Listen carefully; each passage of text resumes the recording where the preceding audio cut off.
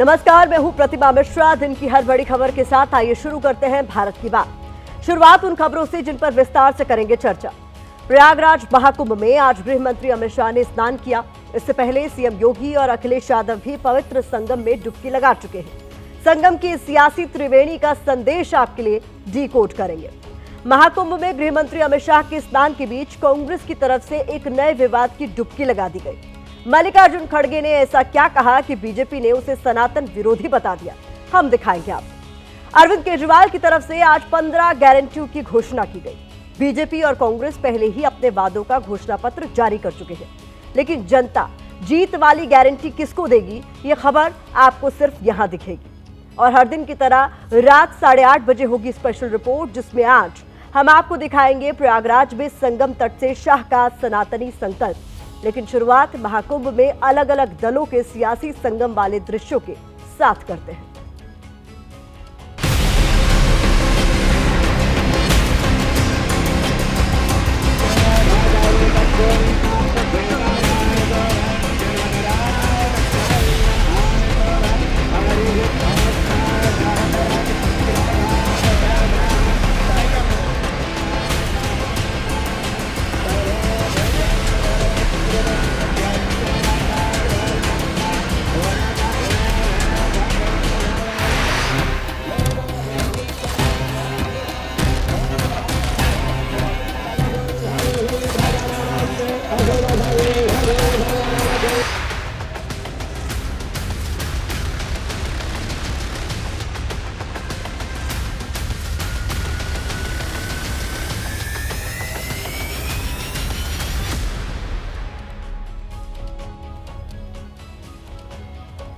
आपने टीवी पर एक विज्ञापन देखा होगा जिसमें एक लाइन थी, क्या चल रहा है। तो वर्तमान स्थिति में अगर इसका जवाब दे तो यही कहा जा सकता है कि भारत में संगम पर सियासी स्नान चल रहा है। राजनेताओं के बीच महाकुंभ में डुबकी लगाना आजकल ट्रेंड में है।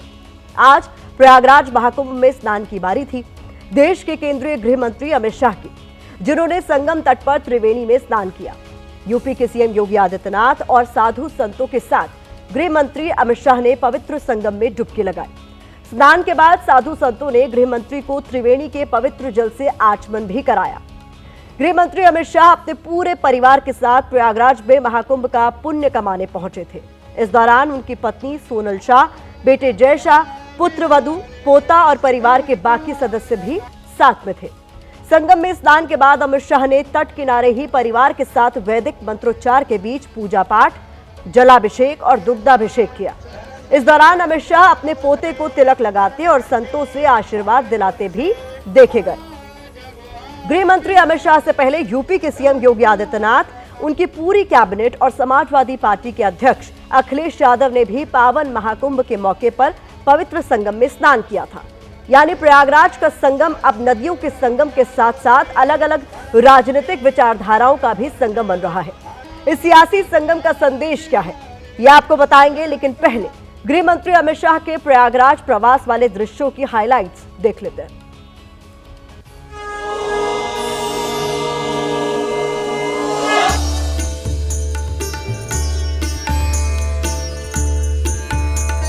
यहाँ पर महाकुंभ में संगम तट पर स्नान गृह मंत्री जी ने किया। सनातन धर्म की पराकाष्ठा का चरमोत्कर्ष पूरी दुनिया देख रही है।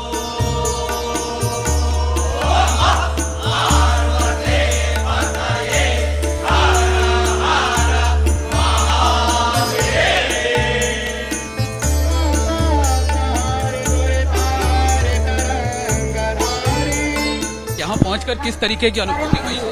बहुत अच्छा लगा इधर आके।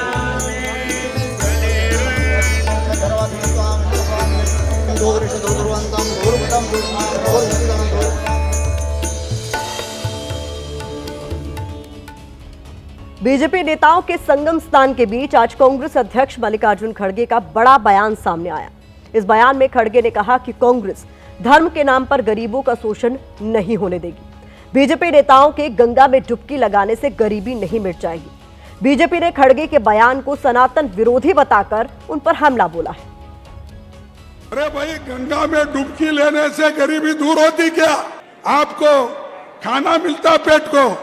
मैं किसी की आस्था के ऊपर ठोस नहीं लगाना चाहता हूँ। ये लोग जाकर हजारों रुपए खर्च करके कंपटीशन पे डुबकियां मार रही, और जब तक वो टीवी में अच्छा नहीं आता तब तक डुबकी मारते रहते हैं। हमारी आस्था भगवान में है, कोई एतराज नहीं है। हमको एतराज है गरीबों का जो शोषण हो रहा है धर्म के नाम पर, उनके खिलाफ हमको लड़ना है। कि मल्लिकार्जुन खड़गे जी और कांग्रेस पार्टी, राहुल गांधी और सोनिया जी किसी और धर्म की आस्था के विषय में ऐसा कह सकते हैं क्या वो कह सकते हैं कि इफ्तार पार्टी में जाने से गरीबी दूर हो जाती है या लोगों को नौकरी मिल जाती है? और यहां जब हजारों करोड़ों लोग मां गंगा की संगम की शरण में जा रहे हैं, और ये आज का विषय नहीं है, करोड़ों वर्षों से जा रहे हैं, इस प्रकार के वचन, सनातन के खिलाफ इस प्रकार के बोल, ये शर्मनाक है। कांग्रेस चाहे जो कहे, लेकिन सनातन और हिंदुत्व बीजेपी का कोर एजेंडा है, इसीलिए बयान को लेकर वो आक्रामक है। यही वजह है कि गृह मंत्री अमित शाह से पहले बीजेपी नेताओं की तरफ से 22 जनवरी को सीएम योगी आदित्यनाथ ने कैबिनेट संग स्नान किया था। उधर विपक्ष भी खुद को हिंदुत्व हितैषी दिखाने में पीछे नहीं है। 26 जनवरी यानी बीते दिन समाजवादी पार्टी के अध्यक्ष अखिलेश यादव ने भी बेटे अर्जुन के साथ संगम में डुबकी लगाई। अब सियासतदानों के संगम स्नान को लेकर कुछ सवाल उठ रहे हैं, जैसे क्या राजनेताओं का महाकुंभ में डुबकी लगाना निजी आस्था और धर्म का मसला है, या इसके पीछे कोई सियासी संदेश भी है? क्या 144 साल बाद बने महाकुंभ के संयोग ने सियासी विचारधाराओं के मतभेद को भी संगम में डुबकी लगवा दी है? बड़ा सवाल यह भी है कि क्या संगम स्नान सनातन वाली सियासी प्रयोगशाला है, क्योंकि संगम स्नान पर सियासत भी जमकर हो रही है, खासकर तब जब समाजवादी पार्टी के अध्यक्ष अखिलेश यादव ने संगम में डुबकी लगाई और महाकुंभ की व्यवस्था के बहाने योगी सरकार पर हमला किया, तो बीजेपी की तरफ से उनके खिलाफ जमकर बयानों वाले तीर चलाए गए।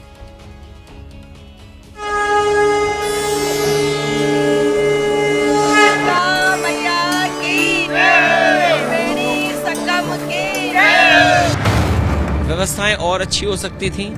10,000 करोड़ रुपए अगर खर्च हुए हैं, दिल्ली सरकार 10,000 करोड़ और दे गई, यहाँ पर कहीं धूल धक्कड़ ना उड़े। जब उनके कार्यकाल में महाकुंभ का आयोजन हुआ था, किस प्रकार की अव्यवस्थाएं थी, गंदगी का साम्राज्य, रैंपेज हुआ था, भगदड़ हुई थी। अखिलेश यादव जी अब भी इसकी आलोचना कर रहे हैं। बेहतर होता कि अखिलेश यादव जी गंगा में स्नान लगाने के बाद साधु संतों की संगति में कुछ देर बैठते तो शायद उनको मानसिक शांति मिलती। आदरणीय अखिलेश यादव जी सभी धर्मों का सम्मान करते हैं, आस्था परंपराओं का सम्मान करते हैं और सनातन धर्म की परंपराओं का भी सम्मान करते हैं। कल तक कुंभ की निंदा करने वाले लोग अब कुंभ में जा रहे हैं, तो ये तो संविधान की ही देन है।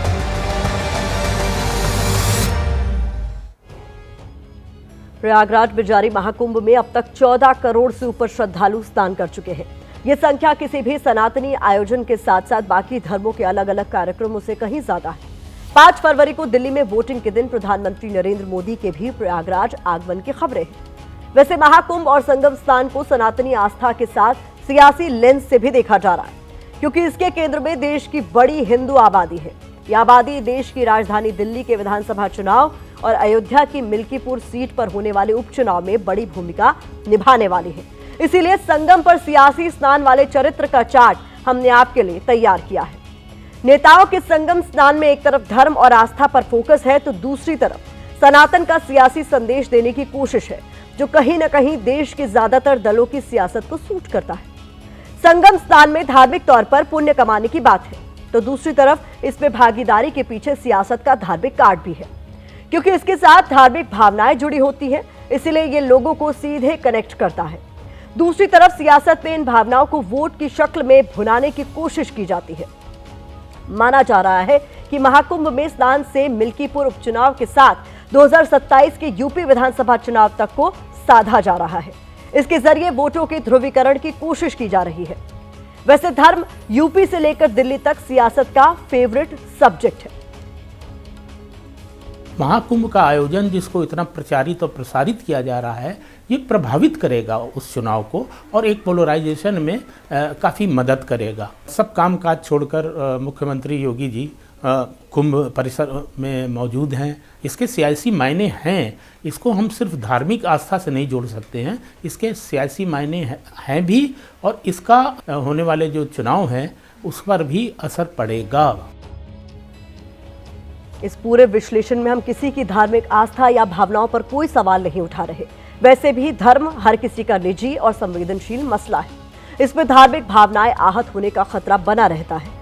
लेकिन यहाँ इतना तो कहा ही जा सकता है कि नेताओं के पास एक अदृश्य शक्ति होती है, जिससे वो किसी भी कार्यक्रम या आयोजन को सियासी तौर पर साधने में माहिर होते हैं।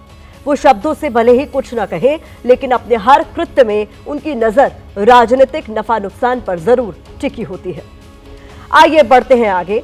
प्रयागराज में अमित शाह के संगम संकल्प के बाद अब बात दिल्ली चुनाव की कर लेते हैं, जहां आज आम आदमी पार्टी ने अपना घोषणा पत्र जारी कर दिया।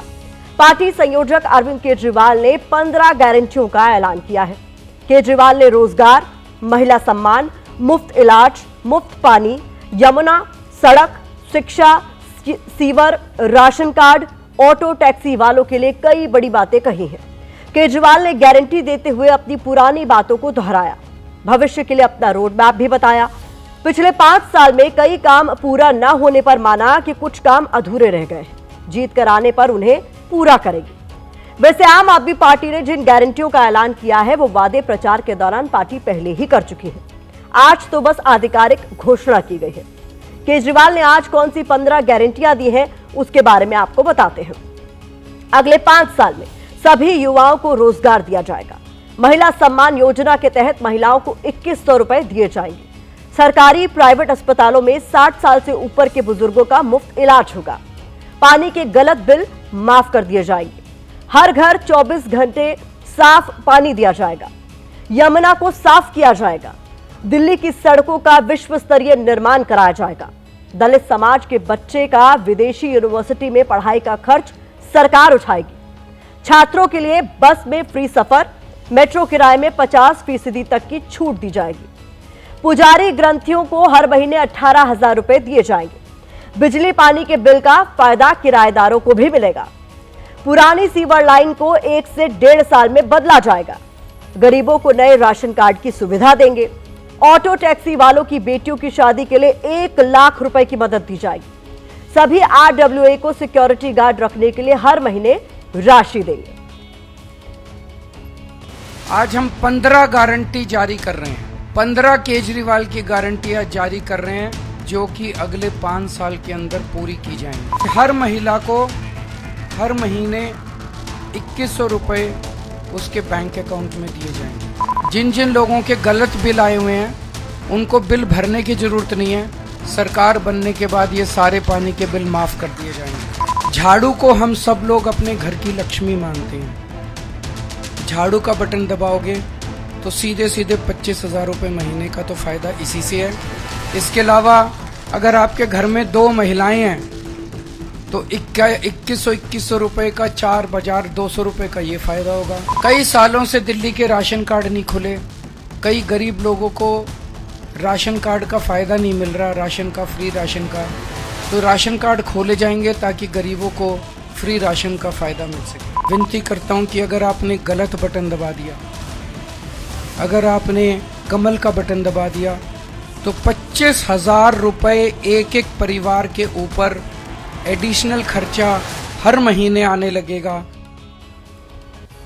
तो अरविंद केजरीवाल ने दिल्ली के सिंहासन पर बैठने के लिए नए वादे किए हैं, लेकिन उन वादों का क्या जो आम आदमी पार्टी की सरकार पिछले 5 सालों में पूरा नहीं कर पाई। पिछली बार आम आदमी पार्टी ने हर घर में 24 घंटे पानी देने का वादा किया था। ये वादा 5 साल बाद भी अधूरा है। यमुना को साफ करने का वादा भी आम आदमी पार्टी ने किया था, ये वादा भी अधूरा है। आम आदमी पार्टी ने दिल्ली की सड़कों को विश्व स्तरीय बनाने की बात कही थी, हालांकि ये वादा भी अधूरा ही है। अपने इन 3 अधूरे वादों पर आज अरविंद केजरीवाल ने खुलकर बात की। दिल्ली की जनता को बताया कि उनके ये वादे अधूरे क्यों रह गए। वहीं केजरीवाल की प्रेस कॉन्फ्रेंस करते ही कांग्रेस ने भी एक प्रेस कॉन्फ्रेंस की और चुन चुनकर केजरीवाल के वादों और दावों पर सवाल उठाए। 2020 में मैंने कहा था हर घर में 24 घंटे पानी का इंतजाम करेंगे और साफ पानी का इंतजाम करेंगे। हमने कहा था यमुना साफ करेंगे। हमने कहा था दिल्ली की सड़कों को यूरोपियन स्टैंडर्ड का बनाएंगे। आज मैं सबके सामने कबूल कर रहा हूं कि ये 3 काम हम नहीं कर पाए पिछले 5 साल में। हमारी फरवरी 2020 में सरकार बनी, मार्च में कोरोना हो गया, 2.5 साल कोरोना चला, उसके बाद इन्होंने फर्जी जेल का खेल खेला हमारे साथ। वो अपना 2013 के चुनाव में जब आए थे उस टाइम के प्रोमिसेस देख लें, फिर उसके बाद 2015 के चुनाव में आए थे उस टाइम के प्रोमिसेस देख लें, 2020 में जीते थे उस टाइम पे देख लें और बताएं कि उनमें से क्या किया। क्या लोकपाल आ गया? क्या दिल्ली के अंदर लोकपाल के नाम पे जो पार्टी बनी थी वो लोकपाल आ गया? क्या 1000 रुपए जो महिलाओं को मिलने चाहिए थे मिल गए? क्या दिल्ली चुनाव में इस बार सबसे दिलचस्प मुकाबला है, इसीलिए हर पार्टी रेवड़ियों की सौगात दे रही है। लेकिन सवाल है कि जनता को किस पार्टी की रेवड़ी पर विश्वास होगा। बीजेपी ने महिलाओं को 2500 रुपए हर महीने देने की बात कही है। आम आदमी पार्टी महिलाओं को 2100 रुपए और कांग्रेस ने 2500 रुपए मासिक भत्ते की घोषणा की है। रोजगार को लेकर बीजेपी ने 50,000 सरकारी नौकरियां देने की बात कही है। आम आदमी पार्टी ने हर युवा को नौकरी देने का ऐलान किया है, तो वहीं कांग्रेस ने बेरोजगार युवाओं को 8,500 रुपए हर महीने देने का वादा किया है।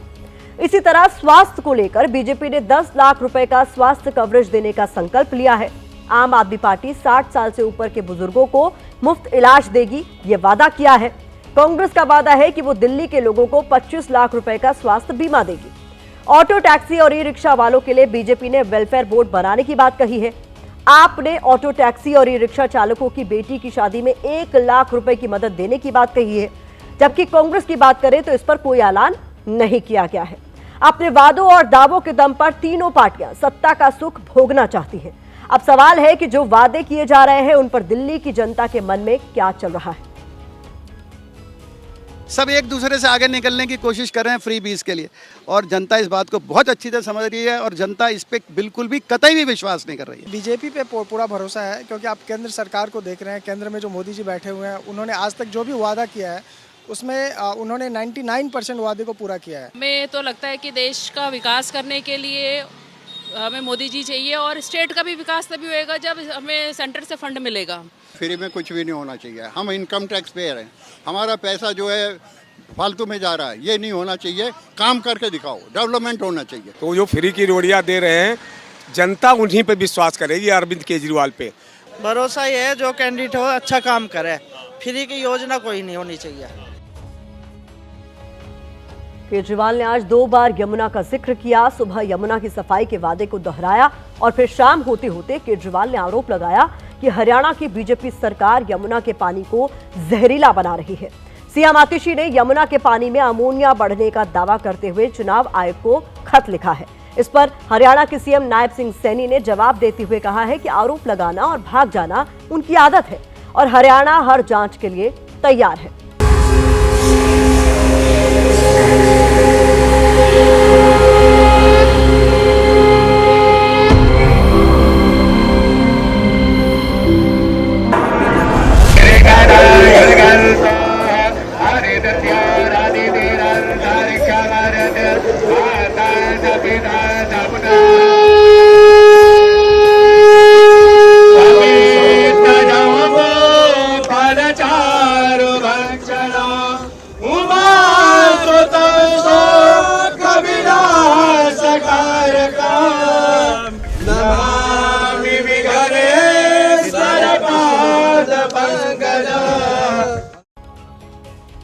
आपने जो तस्वीर अभी अभी देखी वो आज की सबसे बड़ी तस्वीर है। देश के गृह मंत्री अमित शाह ने महाकुंभ में साधु संतों के साथ आस्था की डुबकी लगाई है। अमित शाह अपने पूरे परिवार के साथ स्नान के लिए प्रयागराज पहुंचे थे। पहले स्नान हुआ, फिर पूजा पाठ और गंगा मैया की आरती उतारी गई। अमित शाह ने साधु संतों के साथ करीब 10 मिनट तक संगम स्नान किया और यकीन मानिए, इस स्नान की हर तस्वीर अपने आप में एक कहानी समेटे हुई थी। गृह मंत्री को संसद में हुंकार भरते और गरजते हुए तो आपने कई बार देखा है, लेकिन आज अमित शाह का हम आपको वो रूप दिखाने जा रहे हैं जिसमें सिर्फ एक नेता नहीं, एक भक्त और एक आम हिंदुस्तानी भी नजर आ रहा है।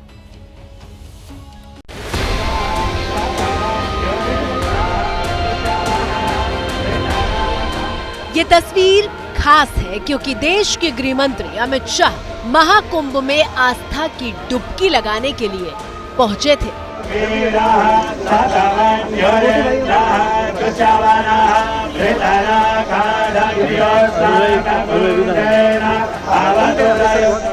ये तस्वीर जब लोगों की स्क्रीन तक पहुंची तो मानो हर किसी की आंखें ठहर गई थी।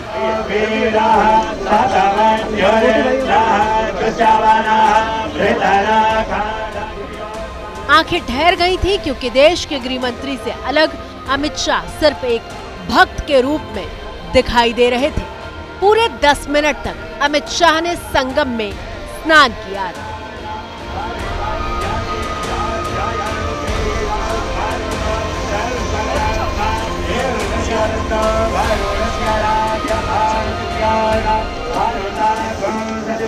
महाकुंभ में संगम तट पर स्नान गृह मंत्री जी ने किया। सनातन धर्म की पराकाष्ठा का चरमोत्कर्ष पूरी दुनिया देख रही है। तो चलिए अब हम शुरू से अमित शाह के संगम स्नान की हर तस्वीर और हर बारीक जानकारी आपको देते हैं। सोमवार सुबह 11 बजे अमित शाह अपने परिवार के साथ प्रयागराज पहुंच चुके थे। यह है वो पहली तस्वीर जो सीधे संगम घाट से आनी शुरू हुई थी।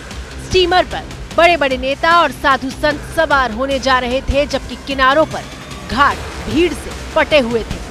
गंगा की लहरों पर बीच में आपको जो स्टीमर दिखाई दे रहा है, इसी स्टीमर के भीतर अमित शाह और योगी आदित्यनाथ मौजूद थे। अमित शाह के साथ उनकी पत्नी सोनल शाह भी दिखाई दे रही हैं। कुछ देर में साधु संतों का काफिला जेटी तक पहुंचता है और अमित शाह बाहर जाकर संतों की अगवानी करते हैं।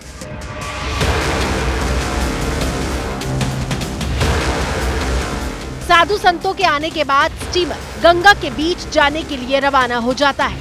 स्टीमर के भीतर अमित शाह ने जूना अखाड़े के आचार्य महामंडलेश्वर स्वामी अवधेशानंद गिरी समेत दूसरे साधु संतों से मुलाकात की। दूसरी तरफ अमित शाह के स्नान की तैयारियां हो रही थी। गृह मंत्री गंगा में जिस जगह पर डुबकी लगाने वाले थे, वहां सुरक्षा इंतजामों की जांच चल रही थी।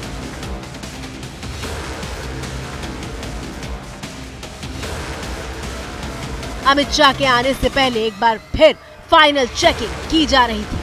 गृह मंत्री का स्टीमर सीधे उस जगह ले जाया जा रहा था जहां उनका स्नान होना था। स्नान से पहले अमित शाह और योगी आदित्यनाथ पक्षियों को दाना डालते दिखाई देते हैं। स्टीमर के भीतर काफी देर तक अमित शाह और योगी आदित्यनाथ की साधु संतों से बातचीत होती है।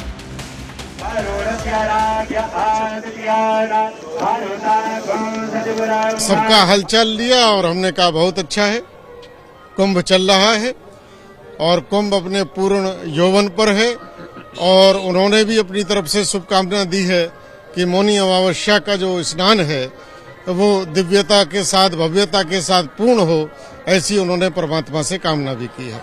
करीब 20 मिनट तक स्टीमर में बातचीत के बाद स्नान की बारी आती है।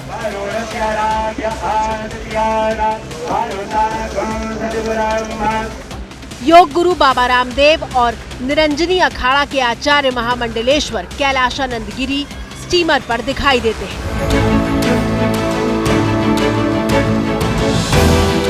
दरवाजा खुलता है तो योगी आदित्यनाथ और अमित शाह बाहर निकलते हैं।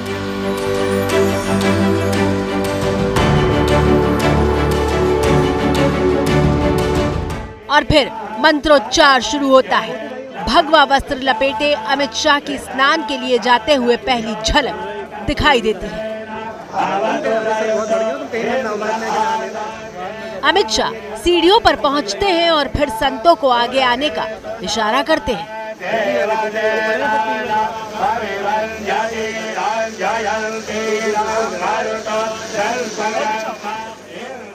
अमित शाह जैसे ही सीढ़ी उतरना शुरू करते हैं, स्वामी कैलाशानंद गिरी उनका हाथ पकड़ लेते हैं। धीरे धीरे अमित शाह साधु संतों के साथ आगे बढ़ते हैं और पीछे से सीएम योगी आदित्यनाथ पहुंचते हैं।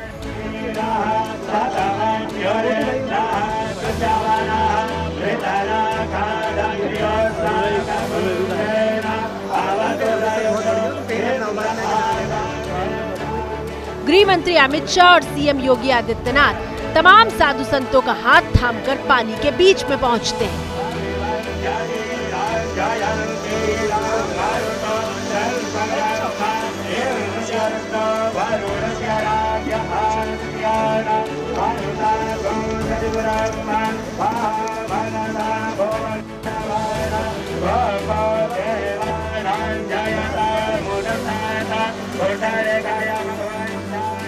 और फिर अमित शाह संगम में पहली डुबकी लगाते हैं। अमित शाह मां गंगा को प्रणाम करते हैं और वहां मौजूद साधु संत अमित शाह पर अंजलि से पानी डालना शुरू करते हैं।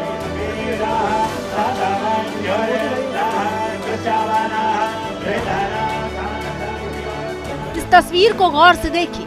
बिल्कुल बीच में गृह मंत्री अमित शाह हैं और चारों तरफ मौजूद अलग अलग अखाड़ों के आचार्य महामंडलेश्वर, संत, योग गुरु बाबा रामदेव सिर पर अंजलि से पानी डालकर आशीर्वाद देते हुए दिखाई दे रहे हैं।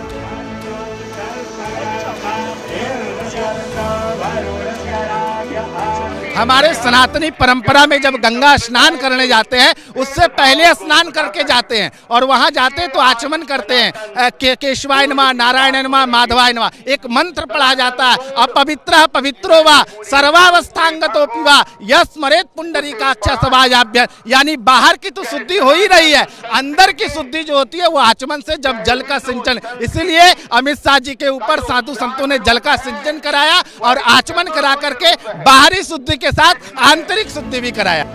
ये सिलसिला करीब 35 सेकंड तक चलता है और फिर स्वामी कैलाशानंद योगी आदित्यनाथ को आगे बुलाते हैं और एक बार फिर सब मिलकर डुबकी लगाते हैं।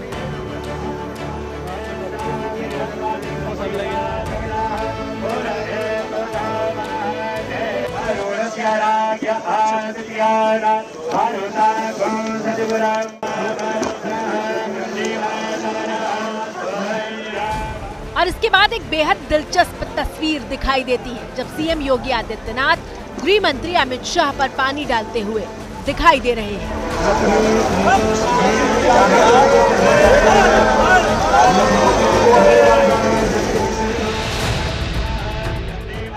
यहाँ से पूजा का एक और चरण शुरू होता है। तस्वीरों में स्वामी कैलाशानंद अमित शाह को कुछ समझाते हुए दिखाई दे रहे हैं।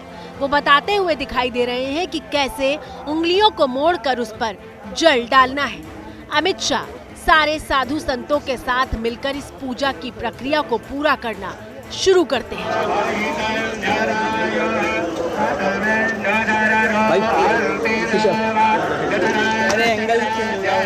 चले गए, वो सामने है।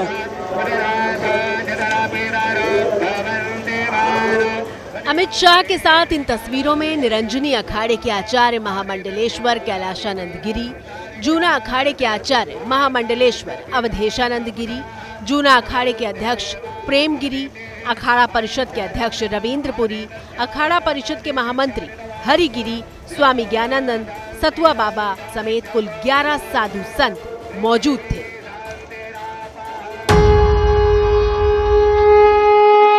क्योंकि कुंभ में दैवी शक्तियों का जो आशीर्वाद मिलता है और उस दैवी शक्ति से उन्होंने अपने आप को अनुप्राणित किया है, यह हम सब के लिए बहुत ही फख्र की बात है। पूरे 2 मिनट 40 सेकंड तक इसी तरह से संगम के तट पर पूजा चलती रहती है और तमाम साधु संत के साथ अमित शाह एक हाथ से जल लेकर दूसरे हाथ पर डालते रहते हैं।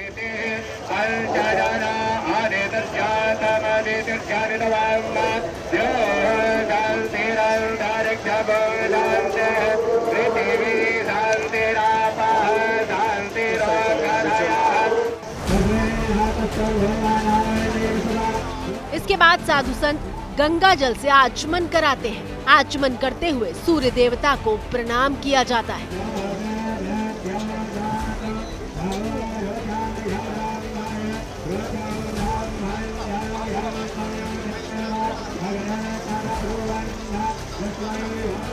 स्नान खत्म होने के पहले एक बार फिर संत अंजलि में जल भरकर आशीर्वाद देते हैं और फिर गृह मंत्री अमित शाह को रुद्राक्ष की माला पहनाई जाती है।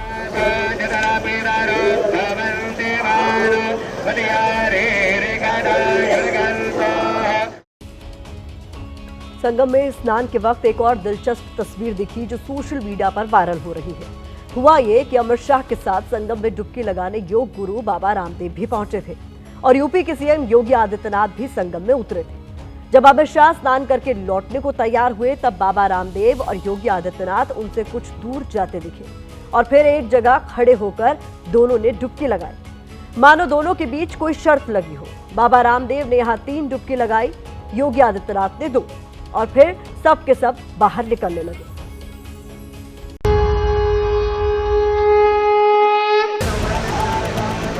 इसके बाद अमित शाह स्वामी कैलाशानंद गिरी का हाथ पकड़कर सीढ़ियां चढ़ते हुए दिखाई देते हैं।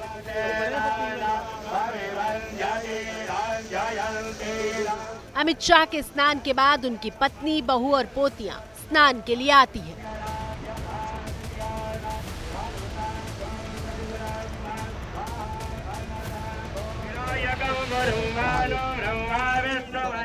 स्नान के बाद अमित शाह के माथे पर साधु संत चंदन का लेप लगाते हैं।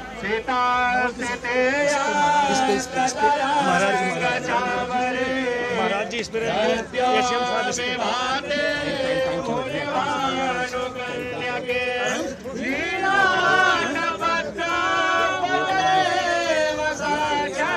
और फिर इन तस्वीरों के बीच एक नन्हा मेहमान पहुंचता है। ये मेहमान गृह मंत्री अमित शाह का पोता है।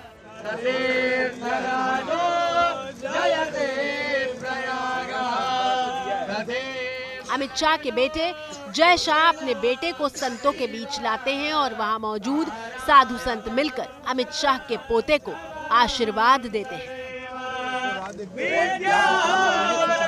कुछ महीनों के इस बच्चे ने भगवा कुर्ता पहन रखा था और टीका लगते ही वो आंखें खोलकर सबको देखता हुआ नजर आता है।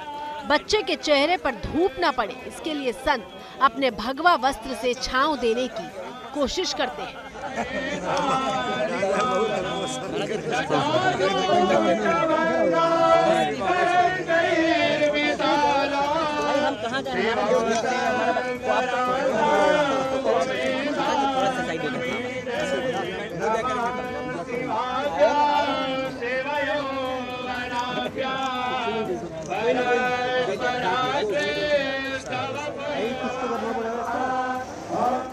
इसके बाद यहीं पर पूजा पाठ शुरू होती है। अमित शाह के साथ योगी आदित्यनाथ भी पूजा में शामिल होते हैं। अमित शाह के बेटे जय शाह अपने नन्हे से बेटे को लेकर पूजा में पहुंचते हैं।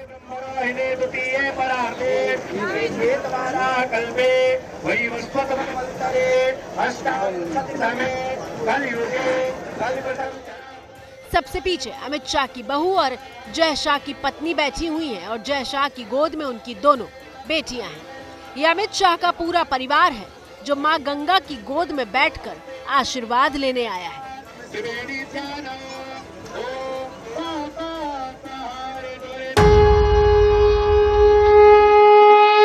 बहुत अच्छा लगा इधर आके। पूजा के बाद जय शाह और अमित शाह मिलकर गंगा की आरती करते हैं।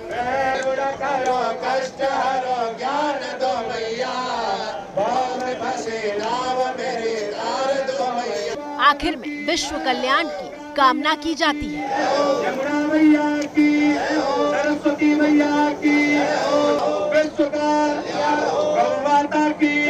भारत माता की, अच्छे भगवान की, पार्वती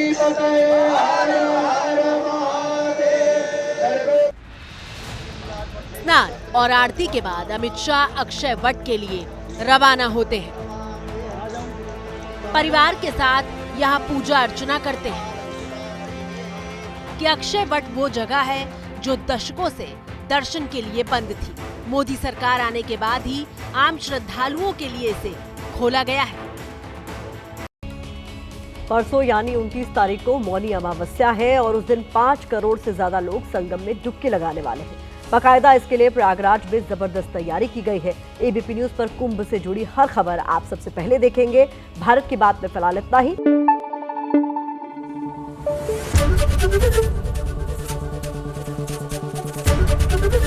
एबीपी न्यूज आपको रखे आगे।